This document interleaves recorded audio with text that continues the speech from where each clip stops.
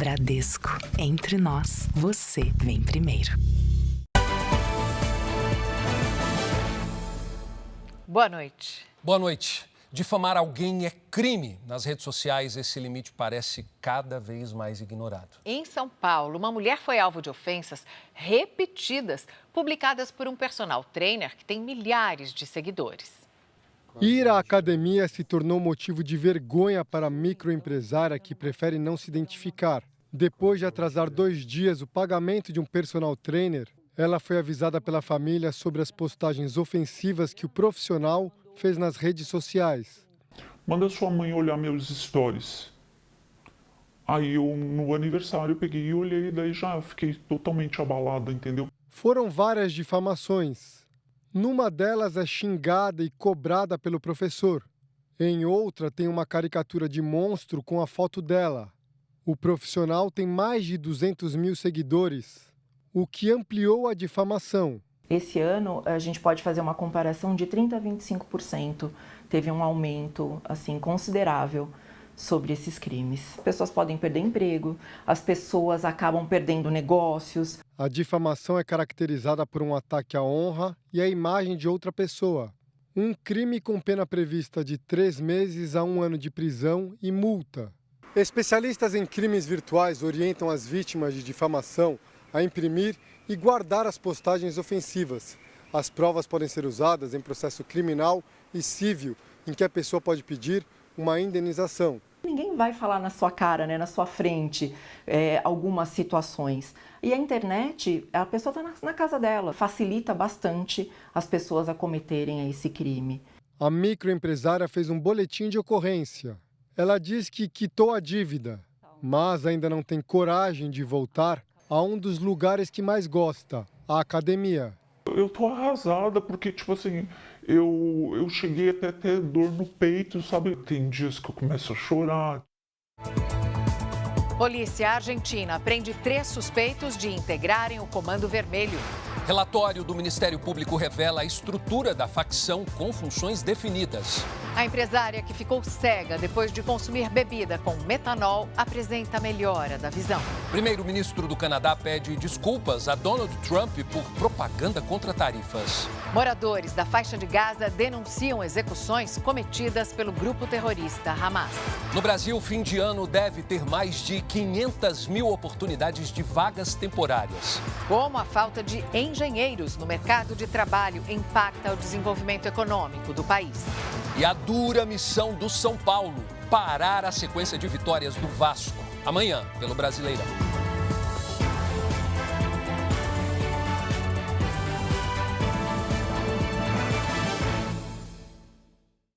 Oferecimento: Bradesco. Fuja de cilada financeira.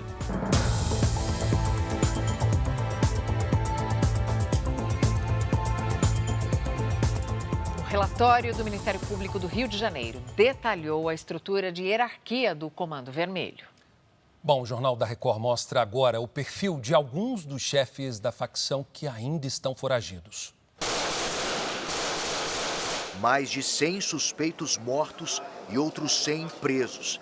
Para as forças de segurança, o resultado da mega operação nos complexos da Penha e do Alemão representou um grande prejuízo nas ações de narcoterrorismo do Comando Vermelho.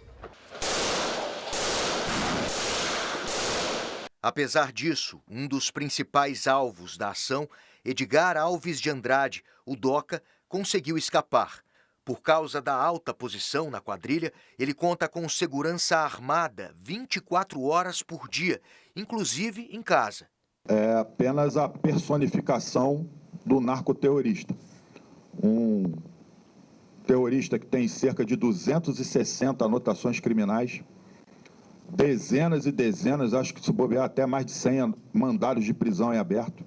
Outras lideranças do Comando Vermelho também são procuradas. Entre elas, Pedro Paulo Guedes, o Pedro Bala, que ao lado de Doca integra o primeiro escalão da organização criminosa. A denúncia do Ministério Público mostra que nenhum tiro é dado sem ordem deles. Abaixo deles, outros 2 foragidos da Justiça. Washington César Braga da Silva, o síndico da Penha, e Carlos Costa Neves, o Gardenal, gerentes gerais do Comando Vermelho.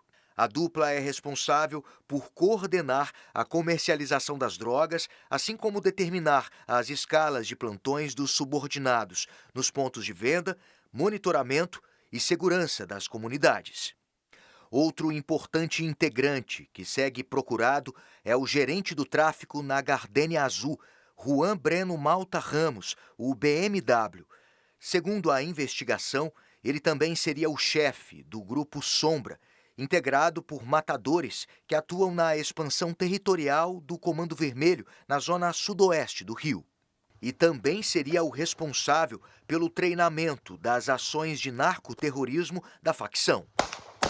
Segundo o Ministério Público, o Comando Vermelho se divide em pelo menos 7 níveis. No topo estão os chefes de guerra, responsáveis por toda a organização estratégica, financeira e expansão territorial. Abaixo estão os gerentes de área, que coordenam o tráfico de drogas, e os seguranças, que protegem os líderes. Os soldados cuidam da defesa dos pontos de venda e são recrutados para confrontos com grupos rivais. Os vapores vendem as drogas e fazem o transporte do dinheiro. Os olheiros ficam nos acessos das comunidades de olho na polícia. Eles avisam os radinhos, que cuidam de informar todo o grupo sobre movimentações inimigas.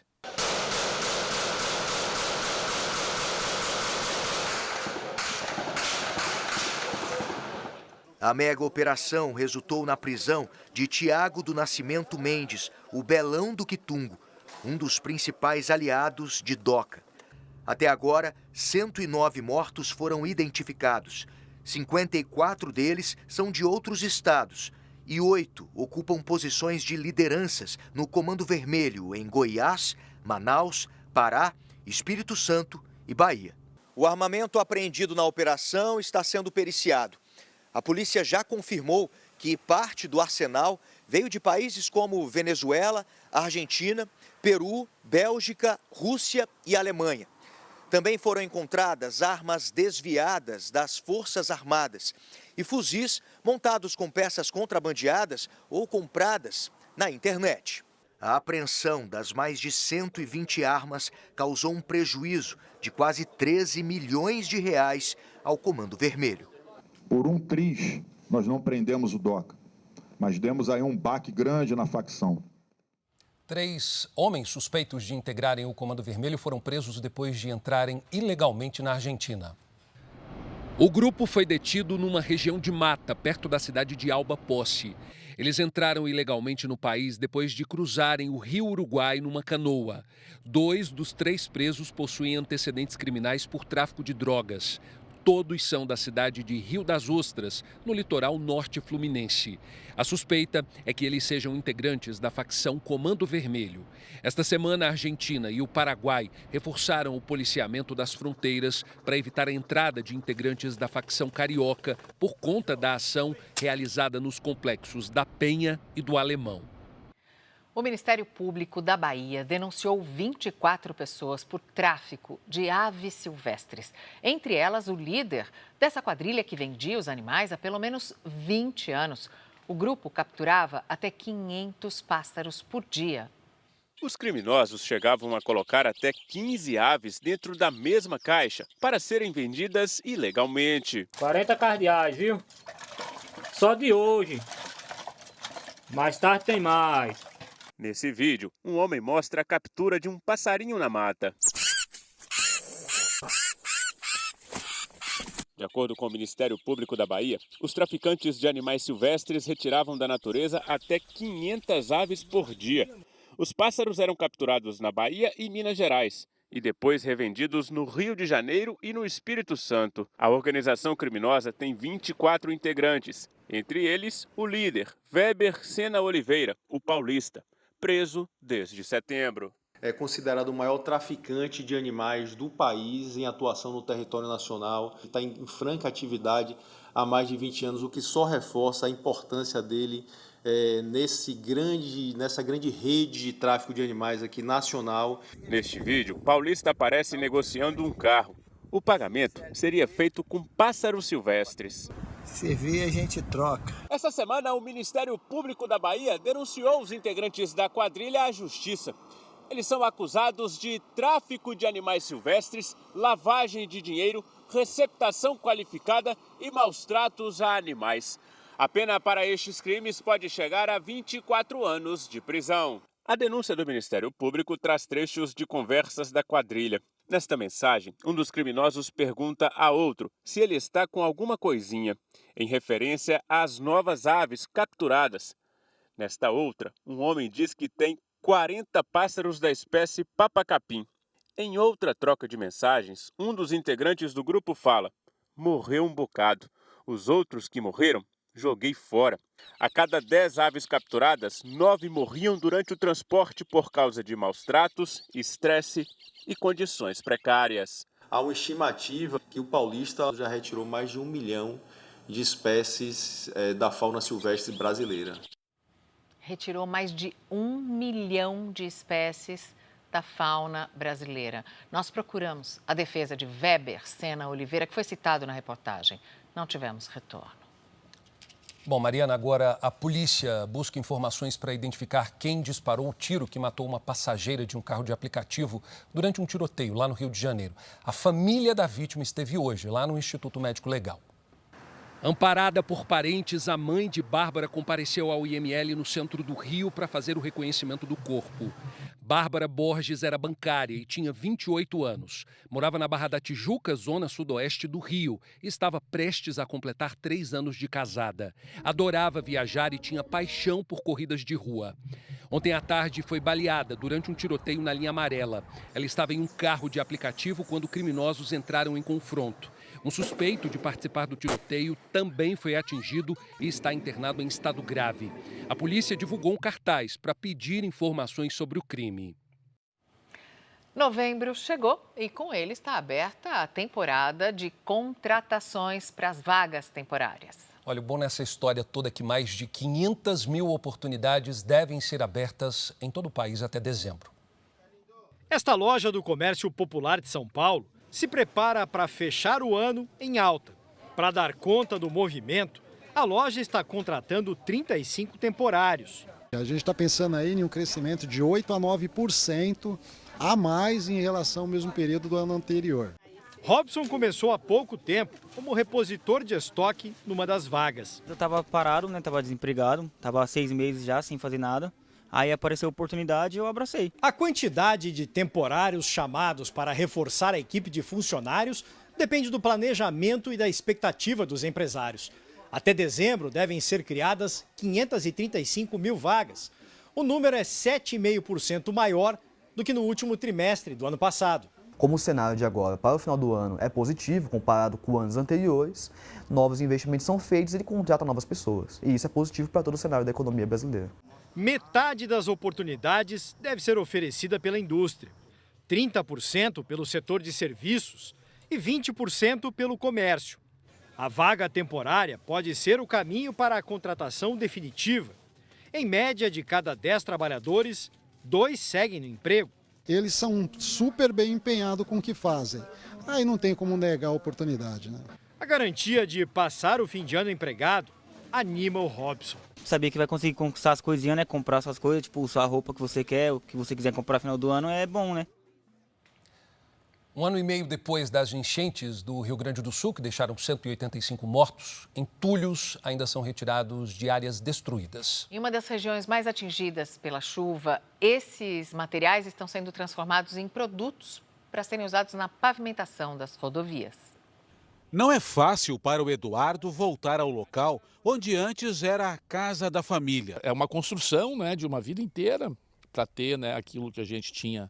Eu não queria me desapegar da minha casa, dos meus móveis, da minha churrasqueira, do meu fogão caipira. Hoje a vegetação cresce em meio aos escombros de casas e comércios em Cruzeiro do Sul, a 120 quilômetros de Porto Alegre.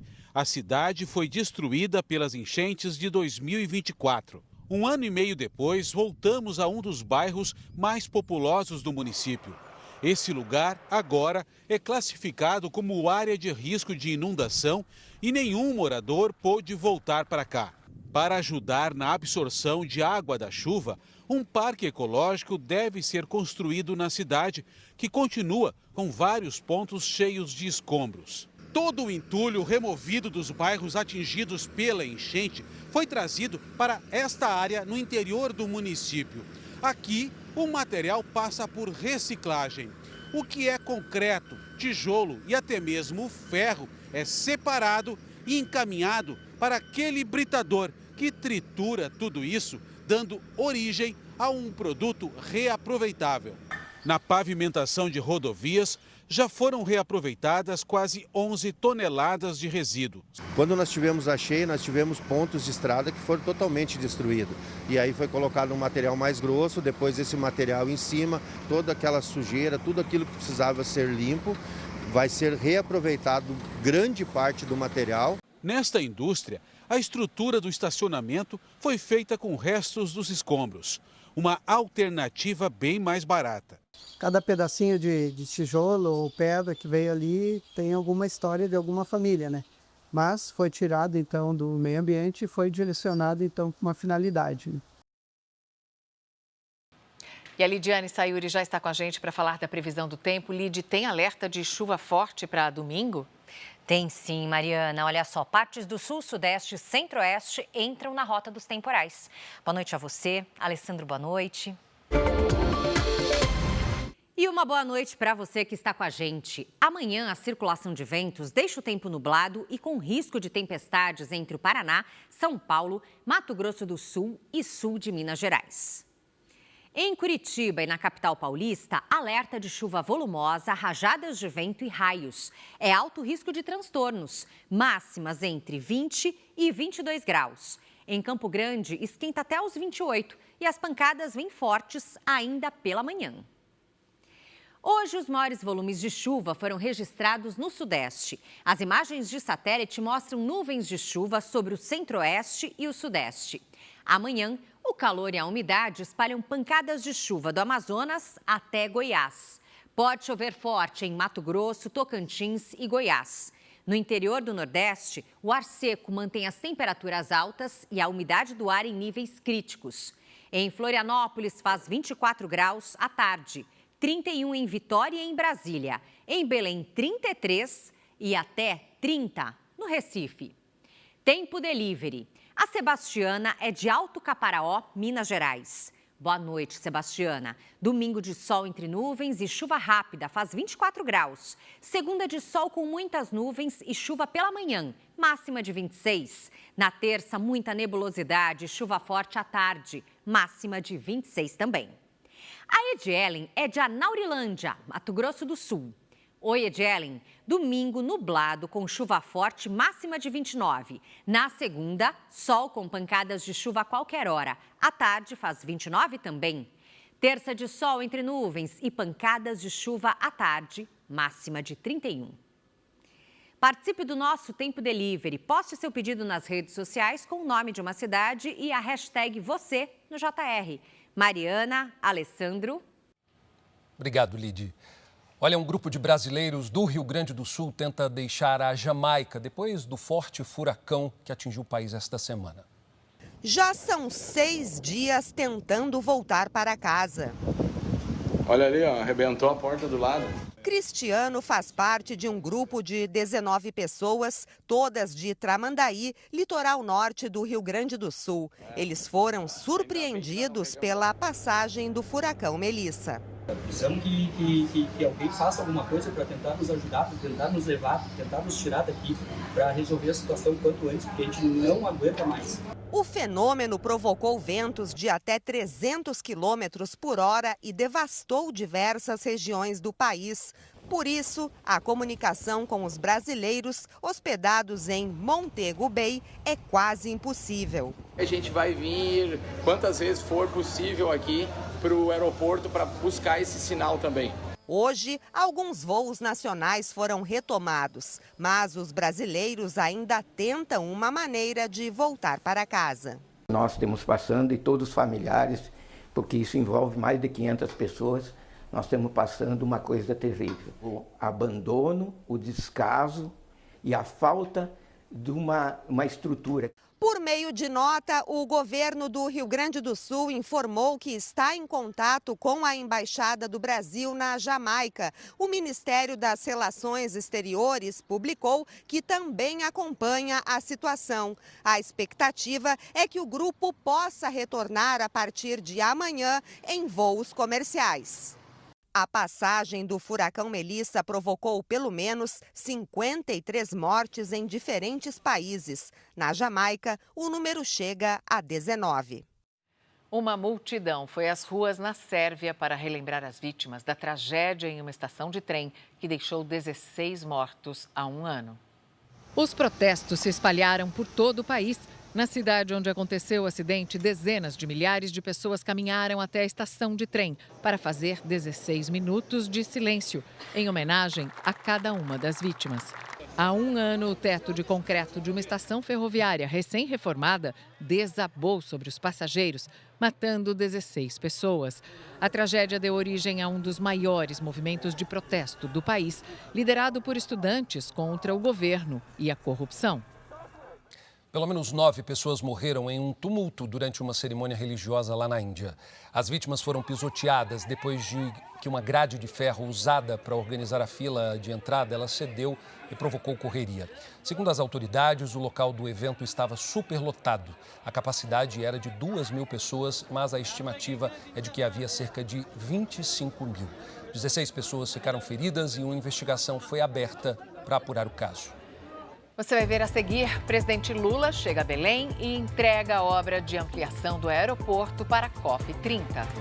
E também, amanhã, a partir das 8 da noite, tem Vasco e São Paulo aqui na tela da Record e também no R7 e no Record Plus.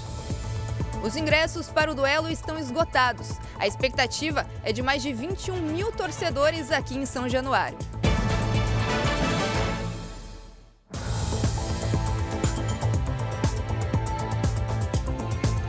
Na Argentina, voluntários monitoram uma ponte para impedir suicídios e salvar vidas. São mais de 500 pessoas que se revezam, fazendo plantões 24 horas por dia. Este homem que atravessa uma ponte com uma bandeira da Argentina presa ao corpo não é só mais um pedestre comum. Ele trabalha numa organização que tem a missão nobre de impedir suicídios no local. Milagros Cuenca é uma das voluntárias. Podemos encontrar nesse momento? Sempre que começamos a ronda, pedimos a ajuda a Deus, pois não sabemos o que vamos encontrar. A Ponte General Manuel Belgrano liga as províncias de Chaco e Corrientes, perto da fronteira da Argentina com o Paraguai. Segundo a organização, mais de 180 pessoas foram amparadas na ponte sobre o Rio Paraná nos últimos 2 anos. Nós fomos treinados para perceber as pessoas que estão ali e como intervir, o que falar para elas. E também para acompanhá-las depois do resgate. Os voluntários precisam de muita sensibilidade e um olhar atento aos pedestres. Ao perceber uma situação de risco, eles fazem a abordagem e ficam ao lado da pessoa até a chegada da polícia. 540 anjos da ponte se revezam em plantões 24 horas por dia. Para isso, a polícia monitora o que se passa na ponte por meio das câmeras de segurança e se desloca imediatamente quando há necessidade. Saber que eu posso salvar uma família, porque não se trata apenas de uma pessoa, é algo que me satisfaz muito, conta a jovem voluntária. A presidente da Tanzânia, Samia Hassan, foi reeleita com quase 98% dos votos. Parte da população foi às ruas para protestar. Desde 2021, no poder, Hassan deve seguir no cargo por mais 5 anos. Os principais candidatos de oposição foram excluídos das eleições gerais. As denúncias de fraude eleitoral provocaram protestos por todo o país. O principal partido de oposição afirma que mais de 800 pessoas morreram nas manifestações. O ministro das Relações Exteriores nega essa informação. O governo decretou toque de recolher e bloqueou o acesso à internet. Há 9 dias do início da COP30, o presidente Lula chegou a Belém, onde entregou obras de ampliação do aeroporto e inaugurou um novo terminal portuário. O presidente Lula visitou as obras de ampliação e modernização do aeroporto internacional, principal ponto de chegada das delegações para a COP30. O aeroporto teve investimentos de 450 milhões de reais e poderá receber cerca de 13 milhões de passageiros por ano. Durante a COP30, ele será um dos pontos com reforço de segurança na cidade. Agentes da Polícia Federal vão usar tecnologia para detectar e neutralizar o uso de drones em locais proibidos. Também nesse sábado, Lula inaugurou um novo terminal portuário de Outeiro, na região metropolitana de Belém, que será o local de destino de cruzeiros durante a Conferência do Clima. A obra, de 233 milhões de reais, também é considerada estratégica para a logística da Amazônia e para o fortalecimento das exportações do estado. Belém avançando para, nessa reta final, estar com todos os equipamentos prontos para bem receber aqueles que estarão participando da COP e principalmente um legado extraordinário para a cidade que ganha novos equipamentos que permitem com que nós possamos avançar na infraestrutura da cidade de Belém. Lula deve ficar em Belém pelo menos até sexta-feira. Nos próximos dias, o presidente irá visitar comunidades ribeirinhas em áreas de difícil acesso e deve participar da Cúpula dos Líderes, que antecede a COP30. Nesse sábado, além de ser acompanhado pelo governador do Pará, Helder Barbalho, o presidente Lula cumpriu as agendas ao lado dos ministros do Turismo, Celso Sabino, do Meio Ambiente, Marina Silva, da Casa Civil, Rui Costa, das Cidades, Jader Filho, e de Portos e Aeroportos, Silvio Costa Filho. Será a maior COP30 do mundo. A gente espera mais de 50 mil pessoas das delegações de todo o mundo vindo visitar a COP30 e isso dialoga com a agenda ambiental e, sobretudo, a pauta de sustentabilidade que dialoga com o crescimento também econômico do Brasil. Uma idosa de 71 anos morreu depois de ser atropelada quando ia atravessar a rua em Cascavel, região metropolitana de Fortaleza. Segundo a polícia, o motorista perdeu o controle da direção ao fazer uma ultrapassagem proibida. Ele foi preso. Em São Paulo, um menino de 11 anos foi internado depois de comer uma bala com veneno para matar ratos dentro de uma escola pública. O estado de saúde dele é estável. Um adolescente de 14 anos disse à direção do colégio que ofereceu o doce para o colega. Ele foi apreendido e levado para a Fundação Casa. Em Belo Horizonte, uma carreta que transportava uma carga de 29 toneladas derrubou uma árvore e bateu na fachada de uma loja de roupas. O portão ficou destruído, mas ninguém se feriu.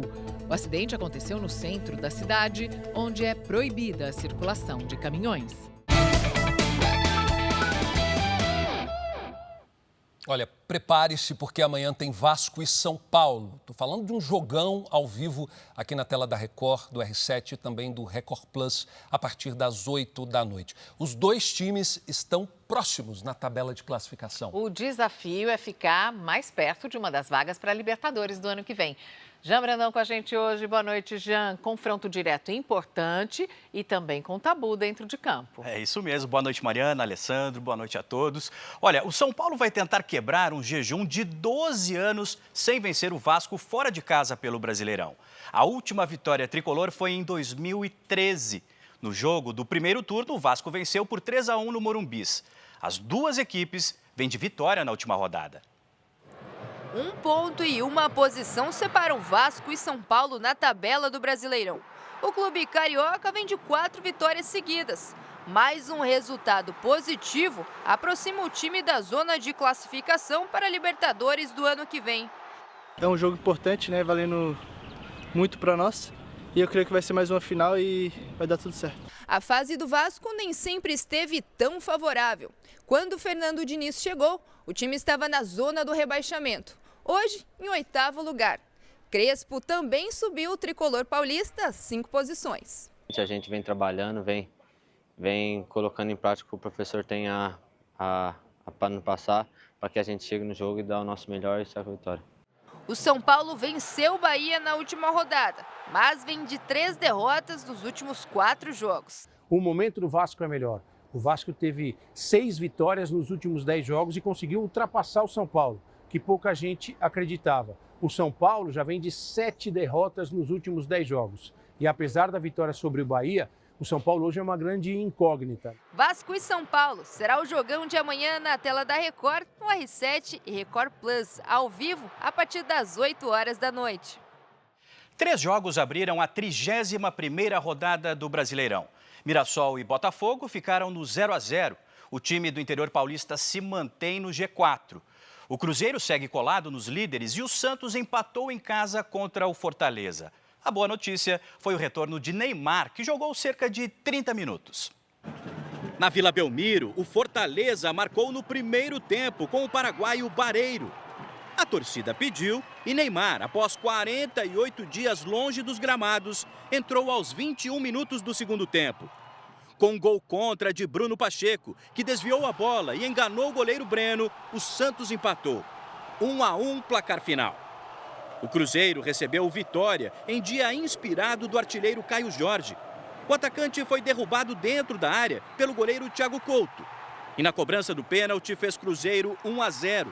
Caio Jorge, de novo, recebeu o lançamento e escolheu o canto para marcar o segundo dele e se isolar na artilharia com 17 gols. William Oliveira, de cabeça, descontou para o Vitória, 2-1. O equatoriano Kenny Arroyo ainda ampliou para o time mineiro, 3-1. E o Cruzeiro está a 2 pontos do líder Palmeiras e a 1 do vice-líder Flamengo. E eu reforço o convite para você acompanhar Vasco e São Paulo amanhã ao vivo a partir das 8 da noite, aqui na Record, no R7 e Record Plus. Mariana, Alessandra, com vocês. Obrigada, Jean. Obrigado, Jean. Veja a seguir, empresária que ficou cega após ingerir bebida com metanol apresenta sinais de melhora na visão.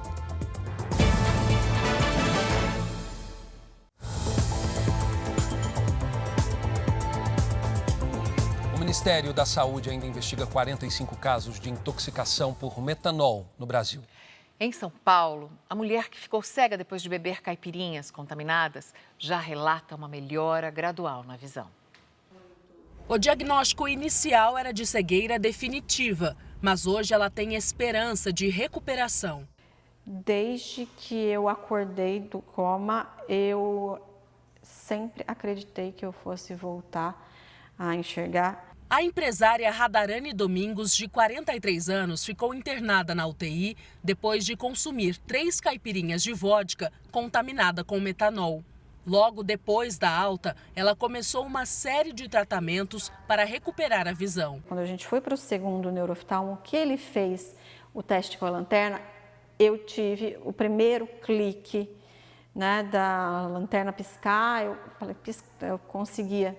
O sucesso da reabilitação é resultado de uma combinação de tratamentos. Um estudo experimental internacional aliado a medicações tradicionais. A esperança e a força de vontade também têm sido fundamentais nesse processo. Que antes era só vulto, eu vejo os móveis, eu não preciso mais andar com a bengala. A visão é escura, mas eu sei onde está tudo. E foi um dia após o outro, um pouquinho de cada vez, foi melhorando essa visão. Quase 2 meses depois do início dos casos de intoxicação, o mercado registra uma recuperação no consumo de bebidas destiladas. Nós tivemos cerca de 52% de queda no volume de vendas de bebidas alcoólicas nos momentos mais agudos da crise. Algumas casas chegando até 90%, 100% de paralisação nas vendas de bebidas. Agora nós notamos uma queda de cerca de 30% apenas no volume de bebidas alcoólicas, especialmente as destiladas. Com tratamento e dedicação, Radarane tem esperança que muito em breve vai recuperar a visão. Se as pessoas acreditam, eu não posso deixar de acreditar. O presidente americano Donald Trump disse neste sábado que vai tomar medidas drásticas se o governo da Nigéria não impedir que terroristas continuem a perseguir cristãos no país. Trump afirmou que vai cortar a ajuda humanitária e pedir ao exército que prepare uma ação militar. Segundo o presidente, os Estados Unidos podem entrar armados até os dentes para eliminar os terroristas islâmicos. Quase 4.500 cristãos morreram. Mais de 3.600 foram presos em casos de perseguição religiosa em todo o mundo, segundo o estudo mais recente da organização internacional Portas Abertas. A violação do direito da fé e de ser cristão. Em vários países, governos autoritários e grupos extremistas impõe suas crenças, apesar de tratados e leis internacionais estabelecerem e garantirem a liberdade religiosa. Muitas vezes a própria opinião religiosa acaba sendo vista como uma ameaça a certos interesses políticos. E isso faz com que os cristãos sejam perseguidos. A organização Portas Abertas mapeou a perseguição contra cristãos pelo mundo.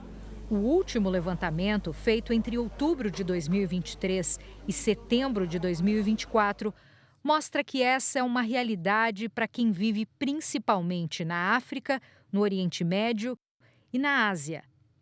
O Iêmen aparece em terceiro lugar na lista de perseguição a cristãos. País de maioria muçulmana, então os cristãos já enfrentam uma violência. O governo, as instituições não protegem os próprios cidadãos. O estudo da organização Portas Abertas também aponta que quase 4.500 cristãos foram mortos por causa da fé. Dos 10 países com mais casos, 8 ficam na África. A Nigéria é responsável por quase 7 em cada 10 execuções. Os principais riscos hoje na Nigéria para um cristão, especialmente na região norte, são os ataques de extremistas do grupo radical Boko Haram e extremistas no meio da etnia Fulani. A pressão no âmbito individual, no âmbito da família, no âmbito da sua comunidade, do seu país e a pressão contra a igreja. Uma comissão de liberdade religiosa nos Estados Unidos alertou o governo americano sobre o assassinato de cristãos na Nigéria.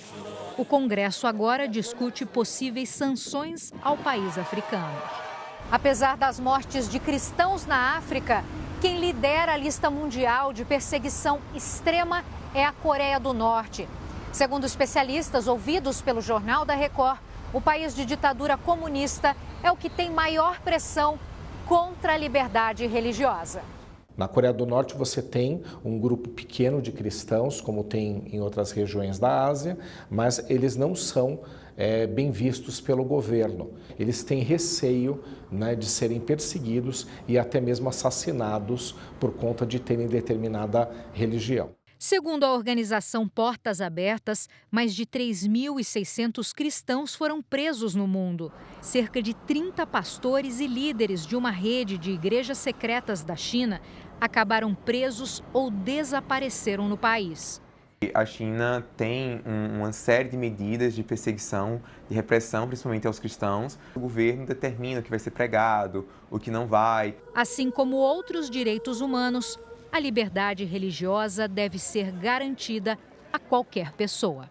Qualquer tipo de religião tem direito a ser exercida em qualquer país do mundo. Isso tem que ser protegido de toda forma, é um direito básico. Trinidad e Tobago colocou seu exército em alerta geral. Essa medida ela foi tomada em meio à mobilização de navios americanos para combater o tráfico de drogas da Venezuela. Uma pesquisa mostra que a maioria dos latino-americanos apoiam a intervenção dos Estados Unidos na Venezuela. Imagens de satélite mostram os navios americanos navegando em direção à costa da Venezuela. Desde setembro, uma operação naval está no Mar do Caribe e no Pacífico para atacar navios de narcotraficantes. Hoje, uma pesquisa da Atlas Intel, feita com moradores de países da América Latina, apontou que 53% dos entrevistados defendem uma ação militar americana para depor o presidente Nicolás Maduro. Outros 34,7% são contrários. Entre os venezuelanos que vivem fora do país, 63% apoiam a intervenção. A pesquisa também mostra que 73,7% dos entrevistados acreditam que a Venezuela estaria melhor sem o atual presidente.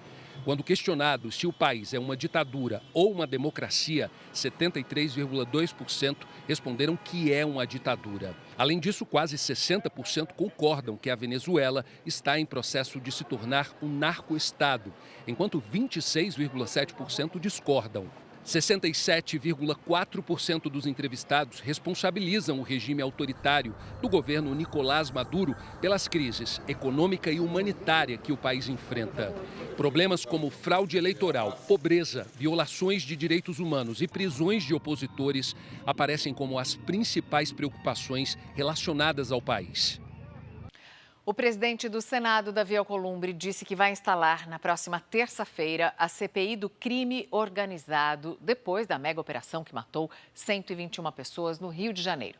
Vamos a Brasília com o repórter Yuri Ascar, que tem os detalhes. Yuri, boa noite.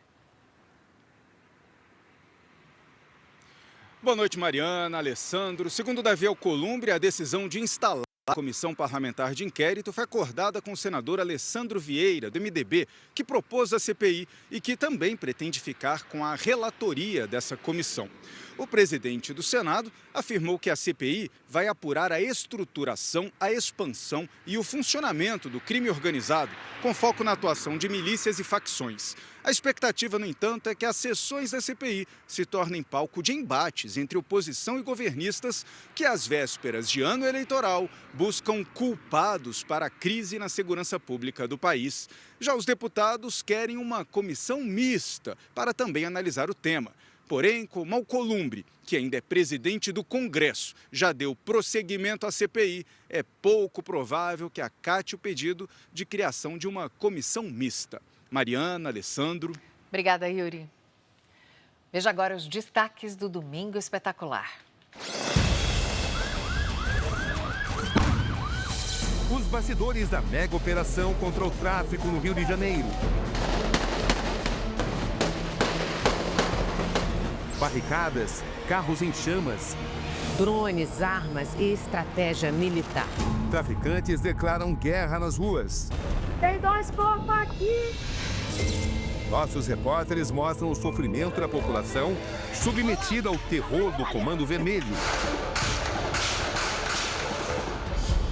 A origem, os integrantes e o crescimento de uma das organizações criminosas mais violentas do país.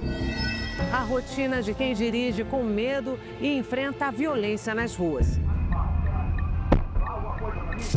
Nossos repórteres mostram os casos de agressão envolvendo motoristas de aplicativo em várias cidades brasileiras. Motoristas contam com um aliado muito importante, que é a câmera.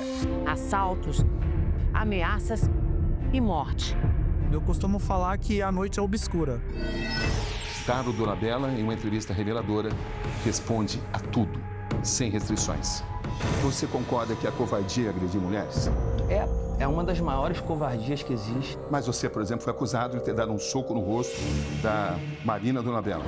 Esse é um processo que está sendo bastante discutido. Você reconhece que você agrediu a Luana? Agredi. Quem é o verdadeiro Dado Dolabella que tantas mulheres acusam de agressão? Como é, de fato, conviver com essa imagem? Mas você enfrenta, nesse momento, uma situação onde você teve um desentendimento por causa de sal. Como é que você explica, por exemplo, o que ela diz aqui, ó? Eu devo ter merecido isso também, por ter pedido pra te botar sal, menos sal na comida. Ninguém gosta de trocar palavras fortes um com o outro. No Domingo Espetacular, logo depois de Acerte ou Caia. Veja a seguir, principal rodovia que dá acesso ao Pantanal vai receber túnel para a passagem de animais silvestres. E na reportagem especial, a falta de engenheiros ameaça o desenvolvimento econômico do país.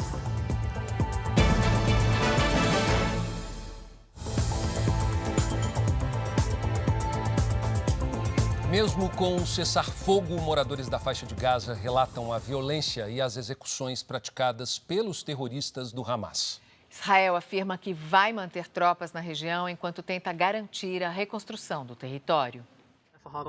O morador da faixa de Gaza decidiu não mostrar o rosto. Ele afirma que os críticos do grupo terrorista Hamas estão mais assustados desde que o cessar-fogo começou, no dia 10 de outubro.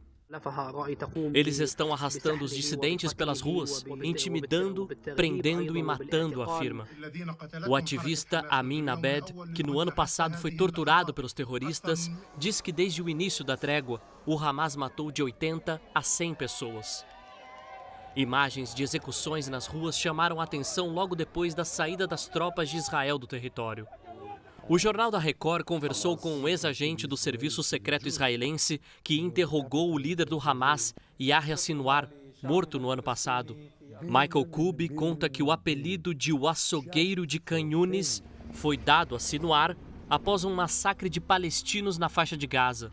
E afirma, o Hamas vai matar mais e mais. Enquanto estamos conversando, eles estão matando neste momento. The Hamas will kill more and more, even now. Desde que o cessar-fogo entrou em vigor há 3 semanas, o mapa da faixa de Gaza ganhou um novo contorno. A linha amarela agora marca a divisa entre a área sob controle de Israel e a região ainda administrada pelo grupo terrorista Hamas. A divisão é considerada temporária, já que as tropas israelenses devem recuar gradualmente conforme está previsto no acordo. Um dos responsáveis pelo acordo de paz, Jared Kushner, afirma que a reconstrução de Gaza deve começar pela região controlada por Israel. Queremos dar aos palestinos um lugar para ir, trabalhar e viver, diz o genro do presidente americano Donald Trump. Hoje, o exército israelense divulgou a imagem de um lançador de foguetes encontrado no sul da faixa de Gaza. As tropas estão trabalhando para destruir túneis usados pelos terroristas para acessar a área controlada por Israel. O exército israelense também afirmou que os 3 corpos devolvidos ontem pelo grupo terrorista não são de nenhum dos reféns sequestrados pelo Hamas em 7 de outubro de 2023. O acordo de cessar-fogo estipulava a devolução de todos os reféns, vivos e mortos, a Israel, em troca da libertação de centenas de prisioneiros palestinos. Ainda restam 11 corpos a serem entregues. O primeiro-ministro do Canadá pediu desculpas ao presidente dos Estados Unidos por uma campanha publicitária contra as tarifas impostas ao país. Em viagem à Coreia do Sul, Mark Carney disse que não apoiou o uso do comercial e defendeu a retomada das negociações com os Estados Unidos. O governo da província de Ontário divulgou um polêmico anúncio com declarações do ex-presidente Ronald Reagan alertando para as desvantagens da aplicação de tarifas comerciais, o que irritou Donald Trump. O primeiro-ministro canadense ainda afirmou que a viagem à Ásia tem como objetivo construir parcerias e reduzir a dependência dos Estados Unidos. Ontem, Trump se recusou a retomar as negociações comerciais com o Canadá. Os casos de AVC já causaram mais de 10 bilhões de reais em prejuízo à economia brasileira por perda de produtividade. É o que mostra um estudo da Federação das Indústrias do Rio de Janeiro. Há quase 2 anos, Karina, que trabalha como química, sofreu um acidente vascular cerebral. A doença deixou sequelas e ela precisou ficar 6 meses afastada das atividades profissionais.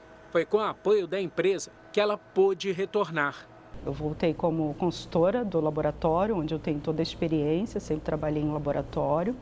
Então, fiquei na parte de pesquisa e desenvolvimento do laboratório. E tive todo o apoio e consegui me recuperar. O AVC, além de impactar a saúde, vem se tornando uma preocupação para a economia do país. Só em 2023, os casos de AVC resultaram em mais de 160 milhões de dias de trabalho perdidos. O estudo da Federação das Indústrias do Rio de Janeiro e do Serviço Social da Indústria mostrou que o impacto econômico foi estimado em mais de 10 bilhões de reais, somando perdas salariais e de produção de bens e serviços. Hoje em dia, 2,74 bilhões de reais são dispendidos para manter os benefícios dessas pessoas. A gente tenta mostrar com esse estudo que quando a gente previne, promove e trata com agilidade, a gente reduz economicamente os impactos para a sociedade. Para diminuir os casos de AVC, as empresas devem avaliar as condições oferecidas aos funcionários no ambiente de trabalho. Já é provado que níveis de pressão sonora elevados acima do limite de tolerância, até mesmo calor excessivo no ambiente de trabalho, jornadas prolongadas, trabalho em turnos, podem agravar e desencadear um evento vascular cerebral. De acordo com a Sociedade Brasileira de Acidente Vascular Cerebral, em 7 anos, foram registradas mais de 1 milhão de internações por AVC e quase 500 mil óbitos no país. Em Mato Grosso do Sul, a principal rodovia que dá acesso ao Pantanal terá pela primeira vez túneis para a passagem dos animais silvestres. Olha, esse tipo de estrutura já existe em outras regiões do país, Mariana, e tem ajudado e muito a diminuir acidentes. Valéria dirigia pela rodovia quando foi surpreendida por um tamanduá-bandeira que invadiu a pista. Uma passageira morreu no acidente. A gente se assusta e nessa que eu assustei, já perdi totalmente o controle, do carro e aí que houve o capotamento. A BR-262 é a principal estrada que leva ao Pantanal. Redutores de velocidade e placas alertam para a presença de animais na pista, mas não são suficientes. Só no ano passado, 3.000 animais foram atropelados aqui na BR-262. Ao longo de quase uma década, são mais de 12.000 mortes. Quase metade dos animais atingidos é de grande porte, muitos ameaçados de extinção. Para tentar reverter essa situação, o Departamento Nacional de Infraestrutura de Transportes iniciou a construção da primeira passagem de fauna da região. No total, serão 10 estruturas, além de um cercamento para conduzir os animais com segurança. Os animais que estão na estrada, na verdade, representam menos da metade dos animais que sofreram colisão. Então, essa estrada é extremamente perigosa para os animais e para as pessoas. Em algumas rodovias do interior paulista, túneis foram construídos para a passagem de animais. E os flagrantes mostram que a ação dá certo. Além de São Paulo, passarelas de fauna já existem em outros 12 estados, além do Distrito Federal. De nada adianta essas ações, essas políticas públicas voltadas à mitigação da problemática que envolve o atropelamento de fauna, se o motorista não entender que ele é o ser cognitivo, ele é o ser racional. Segundo o DENIT, ainda não há prazo para a conclusão das obras na rodovia Pantaneira. A gente espera que essa rodovia vai servir de modelo para as outras. Bom, agora você acompanha mais um capítulo da série Gargalos do Brasil. A reportagem de hoje mostra que a engenharia nacional enfrenta um desafio crescente. Estamos falando da falta de profissionais no mercado. Muitos recém-formados trocam de área em busca de melhores salários. E essa escassez de mão de obra qualificada ameaça grandes projetos de infraestrutura pelo país.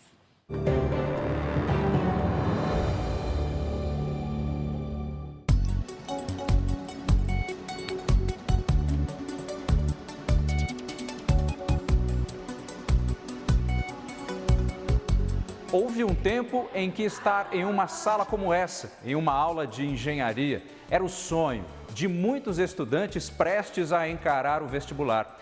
10 anos atrás, o curso estava entre os 10 mais concorridos das universidades federais. Agora, as turmas estão cada vez menores. É que quem tem facilidade com exatas tem buscado outros caminhos.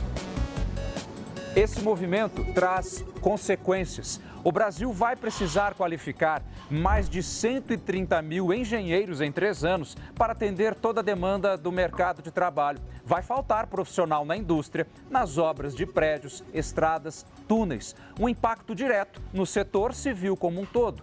Hoje, nós vamos mostrar o que está acontecendo. Projetos complexos, com detalhes milimetricamente planejados, cálculos matemáticos, execução precisa. Isso só é possível com profissionais especializados. E não estamos falando apenas da construção de viadutos, hospitais, escolas. Não dá para pensar na distribuição de energia elétrica, no refino de combustíveis e na fabricação de máquinas sem um projeto de alto nível, sem a engenharia. Mas tem ficado cada vez mais difícil encontrar esses profissionais. Então a gente tem vagas de engenharia, uma série de oportunidades, mas a gente não tem hoje capacidade de preencher todas essas oportunidades. Então, a gente acaba perdendo uma boa parcela da nossa mão de obra qualificada. E para onde têm ido os engenheiros que desistem da profissão? A Bruna trabalhou durante 10 anos em grandes obras, tem experiência de sobra em orçamentos e licitações. Chegou um momento na carreira da Bruna que ela percebeu que a engenharia estava com os dias contados. É que o mercado financeiro falou mais alto e lá foi ela. O mercado financeiro sempre foi uma área que abraçou sempre os engenheiros, né? Pelas exatas, por processos, enfim. Hoje eu consigo ganhar em torno de 60% a mais do que eu ganhava na engenharia. A renda mais alta balança os estudantes. Nas faculdades, a cada 100 alunos que começam a estudar, apenas 35 se formam. O número piora depois do diploma. Somente 15 continuam na área de engenharia. As salas estão divididas entre os futuros profissionais alimentados por sonhos. Eu não consigo imaginar eu fora da engenharia, porque eu realmente gosto muito de ver como as coisas funcionam. Eu gosto muito dessa física assim, do mundo, eu acho muito interessante. Eu quero me ver numa petroquímica. É um exemplo de empresa que eu gostaria de entrar. E os que veem o mercado de trabalho de forma realista. Quando eu estava procurando estágio, eu comecei sempre já mais inclinado para essa parte de empresarial, né, de negócios. A crise na engenharia começa lá na formação e vem parar aqui, nas obras de infraestrutura, que ligam um canto do Brasil ao outro e futuramente correm o risco de ficar emperradas. E não vai ser pela falta de dinheiro, de investimento público, e sim de material humano, de profissionais para colocar os planos em prática. Gargalos assim dificultam o desenvolvimento econômico e impedem que o Brasil do presente alcance o Brasil do futuro. Nós tivemos problemas de mão de obra geral no início, tá? De contratação de profissionais de uma forma geral. A engenharia brasileira teve vamos dizer assim, um desfalque muito grande. As soluções apontadas pelos especialistas do setor vão desde tornar o salário do novo profissional mais atrativo até a atualização do ensino. É necessário mudar, adaptar os currículos não só para receber esses jovens que têm um perfil diferente de gerações anteriores, mas também para acompanhar as tendências do mercado. Quem decidiu seguir firme na carreira promete não deixar a motivação de lado. E isso inclui aquele papo de engenheiro, sabe? Planejar, calcular, executar. Eu queria seguir nessa área meio de projeto, talvez em suspensões, talvez em máquinas agrícolas também, por que não? O meu foco é mais pesquisa, mais botar a mão na massa, fazer algo que o engenheiro faz mesmo, né? É isso. O Jornal da Record termina aqui. As reportagens de hoje você pode conferir no Record Plus e também em todas as nossas plataformas digitais. Fique agora com a Patrulha do Consumidor no Cidade Alerta, edição de sábado. E logo depois de A Fazenda tem Super Tela com o filme Cripto. Não perca. Uma boa noite. Boa noite.